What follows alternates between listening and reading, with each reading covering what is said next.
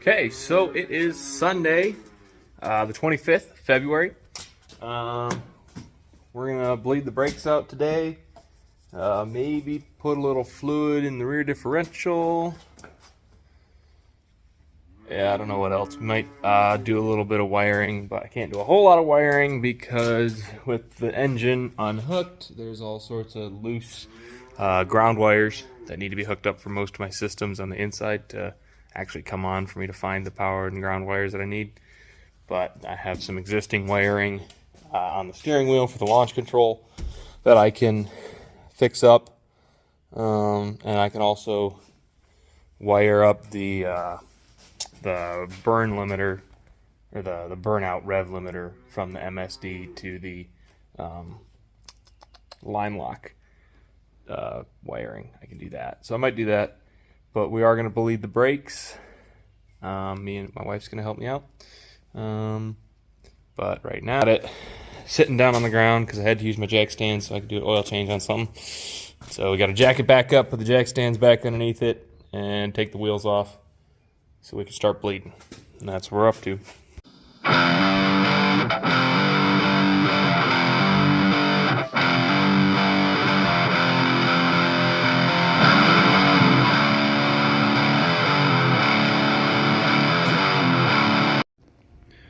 Okay, well, we got it all bled out. That was quite a while ago. We went in and had dinner.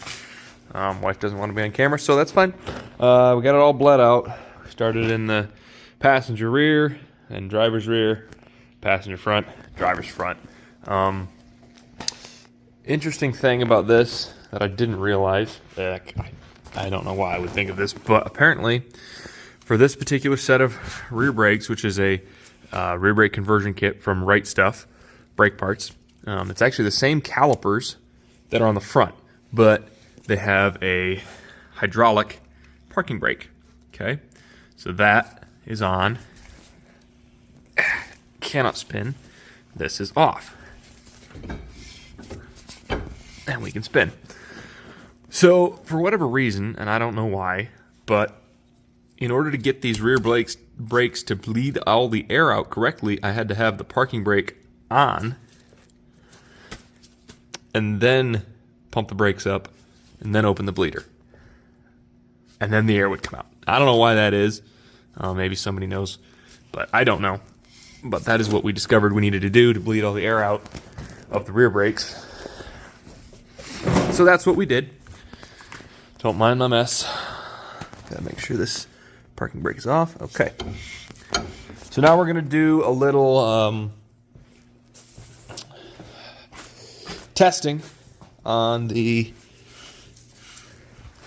line lock.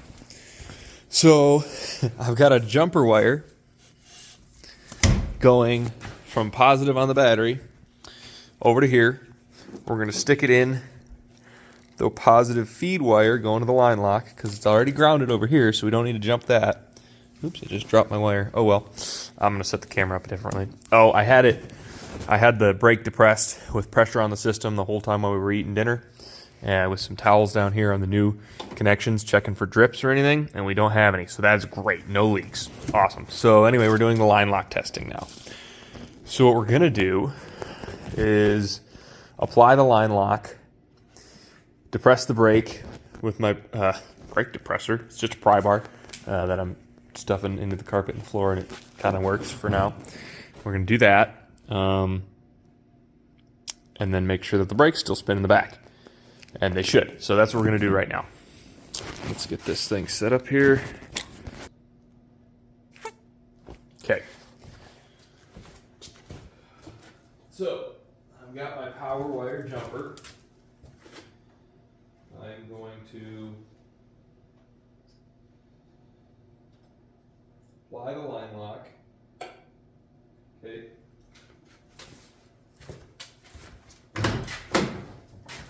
Press the brake.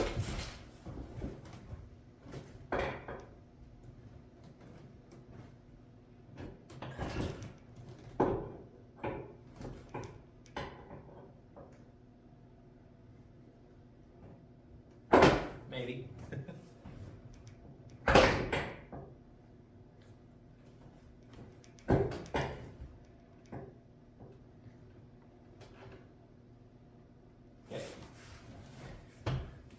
Now we're going to go back.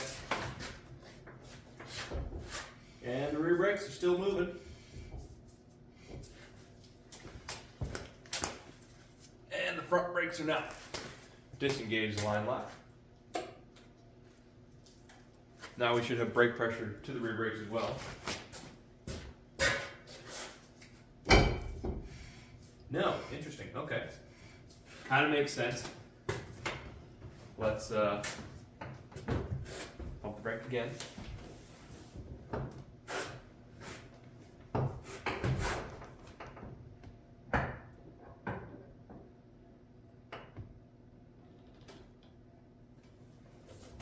Okay. Brakes are set. No movement in the back. No movement in the front. Drop that to there. Again. Okay. Applying the line lock.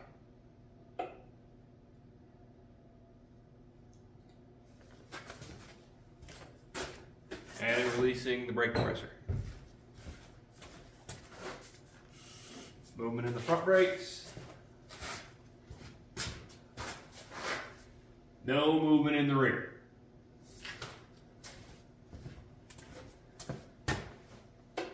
Perfect. That is exactly what we're looking for.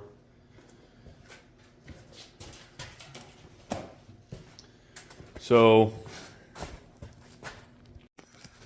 what we did, the way that we wired this thing in there, I wanted it so that, I don't know if you can see it, it's right here.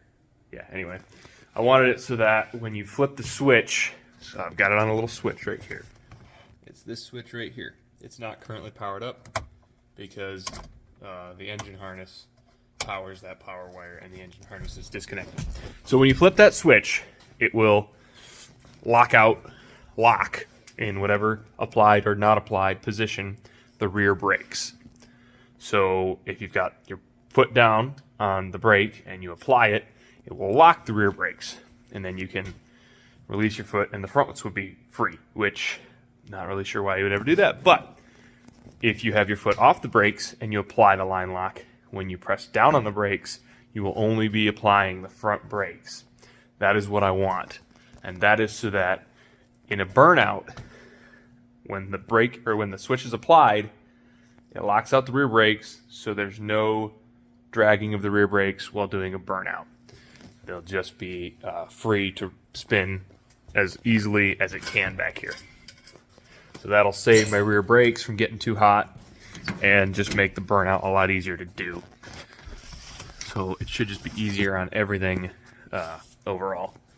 That's my plan, and so far it's working. You just got to make sure once we hook all the engine harness grounds back up that that switch actually turns on the line lock. It should. I'm very positive that it's a power supply wire that I've got it hooked into, so we should be fine there. But yeah, that's it for the brakes, I guess. I got a little bit of wiring coming. I don't know if I'll include that in this video or not, but yeah, that's going to be it for the brake section at the very least, so bye. Okay, so here's what we're going to be doing. Not that. We've got right here, these are my wires for the 12 volt reference to my MSD box mounted up there to do the launch control RPM limiter, okay, the two-step, if you will. So that's not great, but that's okay. So I've got this button on my steering wheel here that completes the connection, and these hooked past tense, they won't anymore onto the back like that. Problem being, turn the wheel and look, popped off. Okay, so not very secure, right? So what we're gonna do is we're gonna be taking some of these. Oh, that's nice.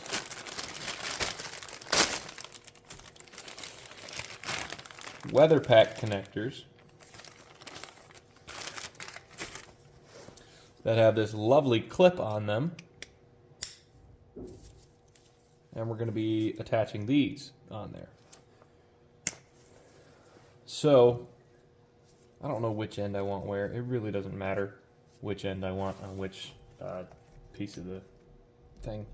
But, it's nice. We have to attach half here and the other half to this. And then once they're attached, this will stretch as it's intended to, as long as these are connected a little more solidly than what they were. So we're going to go ahead and get started on that.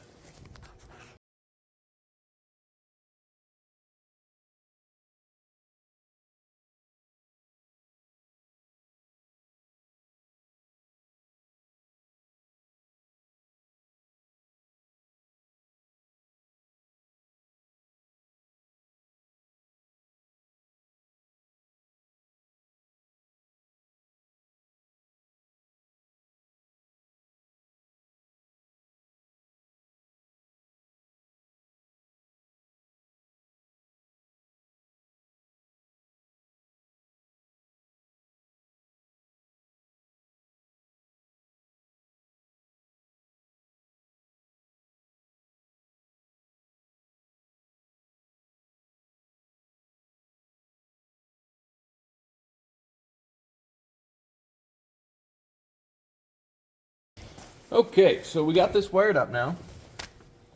This is what it looks like on the steering wheel. Got a different button in there than the stock one, because this one, the prongs are a little bit thicker than the stock, and they fit these connectors a whole lot better. These little blade connectors. So we got that. Got the female end over here, and then that's locked on. That'll just dangle down there for normal driving when I'm not using the launch control. It'll bother me maybe a little bit, flopping around. It's not going to turn on my turn signal or anything. So I'm not really worried about it. And then when I want to use the launch control, reach under my dash, pull out the pigtail, and it's got the male end on it. Gotta heat those up and actually shrink them, but that's what we got there. Just plug it in, snaps together, and now we can, firebird end likes to fall out. Now we can drive. That's the steering wheel lock there. Back to center. All the way the other direction. There we go. No problems. Doesn't fall off anymore. Hooked up. You can navigate the pit roads, return road, whatever, on the drag strip without it coming undone. So that's what we wanted, and it has been accomplished. I have another section of this telephone cord wire for this side. Eventually, when I put nitrous on this thing, this is probably going to be my purge button.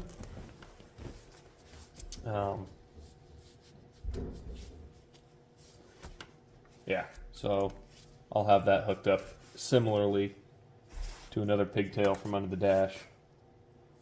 That goes to the purge solenoid for the nitrous when we do that. But we'll have our launch control here. Just press and hold. Be on it first. Foot brake only. I'm not going to put a trans brake in a 700 R4. It just seems like a terrible idea. Someday if I switch to a 400, then this will also be my trans brake button. Trans brake, launch control, gas all the way down, and first, and then foot off the brake, off the button, and off we go. That'll be nice. And then obviously we'll have our line lock right down here. But yeah, that is successful for this. So I think we're gonna go ahead and call that a video. Thanks for watching. Like, share, and subscribe.